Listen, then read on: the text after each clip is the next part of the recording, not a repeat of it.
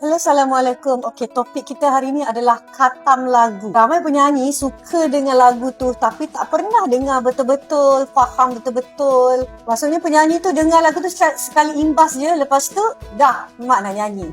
Pertama sekali dia kena buat satu analisis. Analisis struktur lagu tu. Struktur lagu ni apa? Masa nak dapat dipahami adalah form music, bentuk music tu. Ada berapa verse? Verse 1, verse 2, verse 3. No, kadang-kadang after verse 2 dah pergi pre-chorus. And then chorus, ada bridge tak? Lepas tu ulang balik ke mana? Itulah struktur music. Sekarang ni, bila ada chorus berulang, kau buat bodoh je. Tapi music dah build up. Lepas tu, frasa. Dalam satu rangkap tu ada frasa.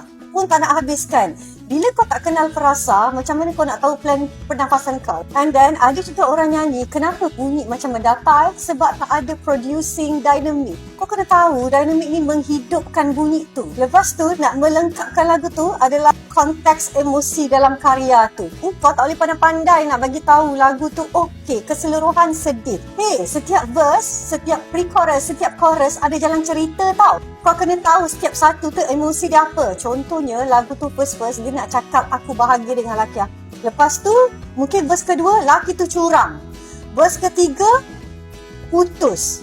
Tak ke jalan cerita tu lain-lain, kau tak boleh tahu keseluruhan saja apa emosi lagu tu. Kau kena tahu setiap rangkap lirik tu sebab benda tu semua jalan cerita yang sedang dijalankan. So ni semua dikenali sebagai interpretasi vokal analytical. Maksudnya penyanyi kena gabungkan pemahaman music theory, gaya vokal yang nak ditunjukkan serta emosi sekali tau. Bukan dia kena action je dengan gaya vokal kau. Jangan keliru dengan apa yang you dengar daripada original penyanyi tersebut. Kalau kau tiru, maksudnya kau tak ada autentik dah. Kita nak kesan daripada nyanyian kau, bukan suara penyanyi yang kau dengar tu. Penyanyi mesti jadi akrab dengan intelektual. Ingat tau, latihan vokal yang matang bukan hanya latihan suara semata-mata, tapi latihan pendengaran, analisis muzik dan interpretasi teks. Kena faham setiap satu jalan melodi tu. Kena tahu juga genre apa tu dan subteks emosi lirik supaya bila kau nyanyi tu barulah dapat bentuk gaya sendiri. Ini semua sebahagian daripada musicianship training, di mana kemampuan vokalis ni bukan diukur daripada suara sahaja, tapi ketajaman anda tentang analisis muzik yang kau pilih. Kesimpulannya, nak belajar lagu ni, jangan hafal lagu secara terburu-buru. Barulah nyanyian kita ni betul-betul hidup dan jujur.